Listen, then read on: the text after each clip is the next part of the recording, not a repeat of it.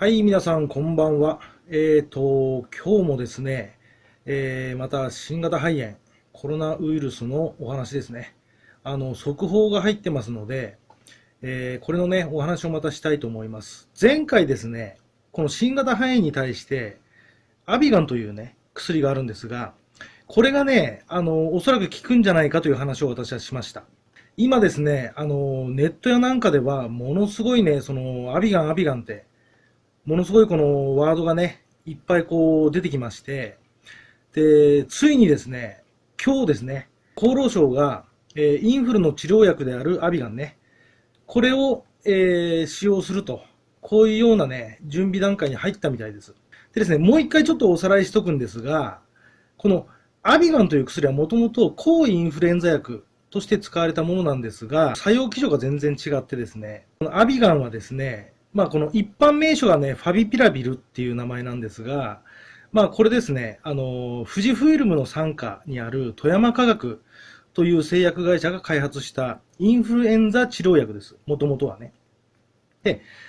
タミフルだとか、リレンザとかイナビルとかね、この辺の従来のインフルエンザの薬と、違うところっていうのは、前回の動画でお話をしたんですが、増えたウイルスをね、細胞の中に閉じ込めるっていう効果があるんです。これがタミフルやリレンザ。要するに、ノイラミニダーゼ阻害薬ってやつね。で、このアビガンの作用基準っていうのは全く違ってですね、ウイルスの増殖そのものを防ぐという RNA ポリメラーゼ阻害薬。要するに、ウイルスの増殖をするときに必要な、タンパク質と遺伝子。これそのものを壊してしまうということで、これね、何が違うかっていうと、細胞の中で増えないので、増え続けるっていうことがないんですね。だから、何日も何日もタミフルやリレンザみたいに、5日間とか6日間とか飲む必要もないんです。遺伝子の阻害をするっていうものなので、一発飲めば、全部それで遺伝子が阻害されちゃうんですね。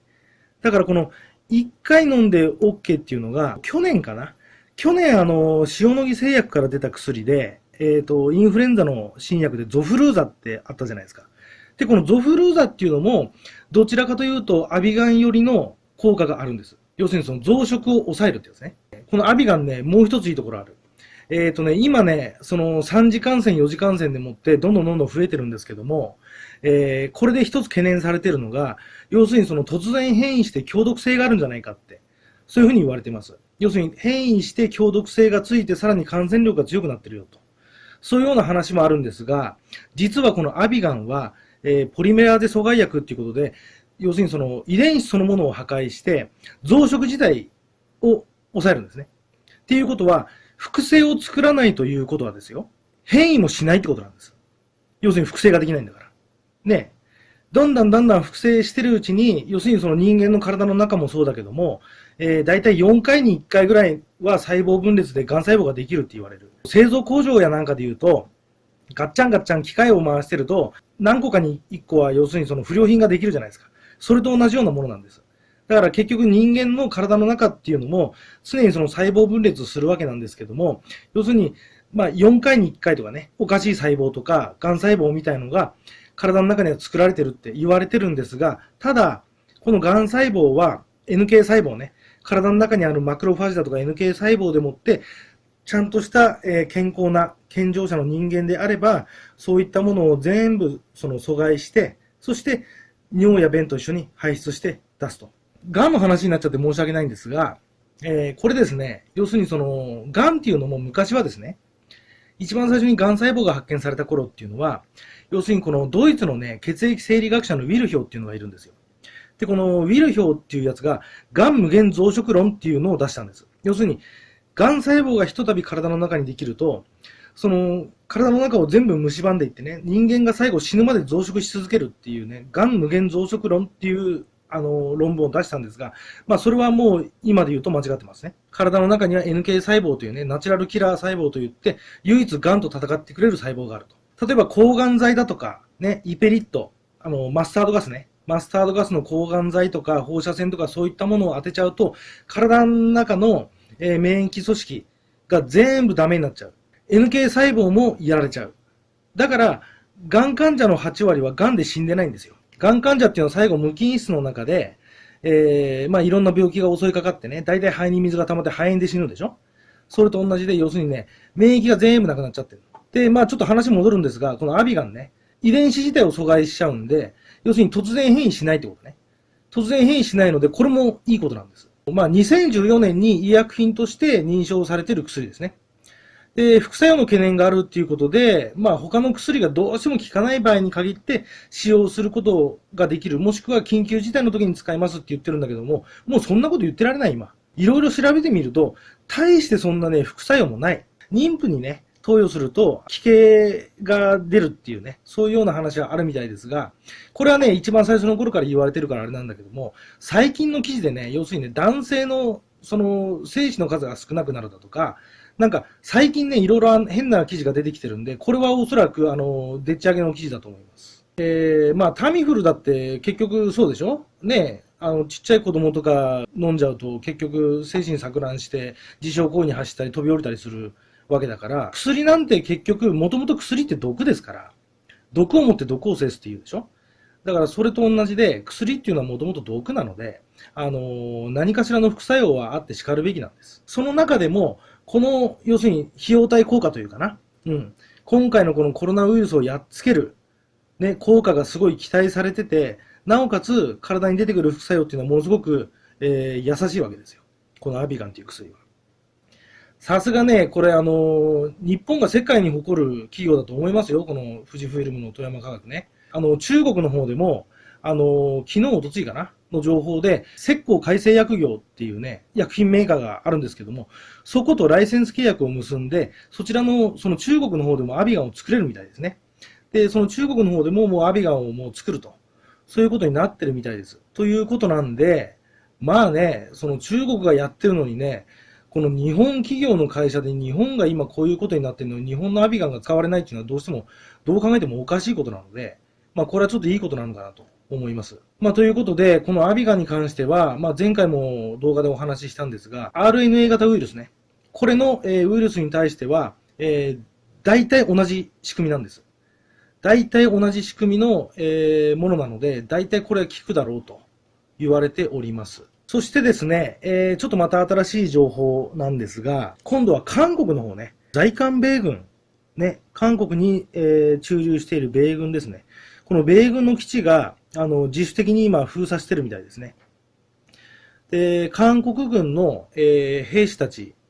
陸軍、空軍、海軍、まあ、それぞれですね、感染者がちょっと今出てきてるみたいで、昨日の記事かな昨日の記事で、どこかのね、宗教施設なのかななんかわかんないけど、それの会合でもう100人近くが移ってるということで、今日からですね、韓国も中国全土からの、観光客、そういった人ですね、中国人の受け入れを全部拒否してます。だから、日本はせっかくこのアビガンという薬がね、今こう、公に広まって、やっと使えるっていう段階に来てるので、あとはもう一つ、まだね、湖北省と武漢からのね、封鎖しかやってないんですよ。だから日本も早いうちに、ね、ダイヤモンドプリンセスでもう痛い目見たでしょたくさん。ね、もうあれわざとやってると思うけどもさ、本当に。もうコロナウイルスの製造機ですよ、あれ。まあだからね、そういうこともあるので、早くね、中国全土から、ね、まず、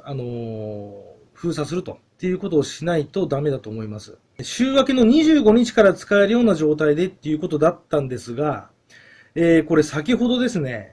入った速報のニュースですね。この肺炎患者に対して、インフルエンザの治療薬であるアビガンね、これを22日にもう投与しているということで、国内の、2つの医療機関でもう準備してたっていうことですね。